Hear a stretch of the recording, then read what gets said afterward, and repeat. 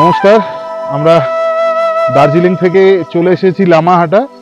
Lamahatta pine ফরেস্টে মোটামুটি এখন সূর্যও আছে, তার সাথে কুয়াশাও রয়েছে। কুয়াশায় পাইন ফরেস্টটার একেবারে অপরূপ সৌন্দর্য।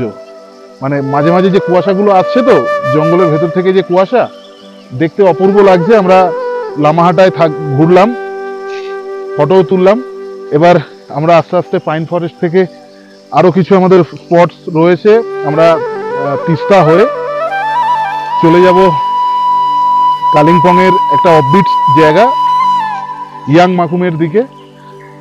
আমরা তাকদারও কিছু জায়গা, তাকদা ফরেস্টেরও কিছু জায়গা আমরা যাব। তার আগে আমরা তো লামাহাটাটা দেখেই নিলাম ভালো করে। চলুন, সাথে থাকুন।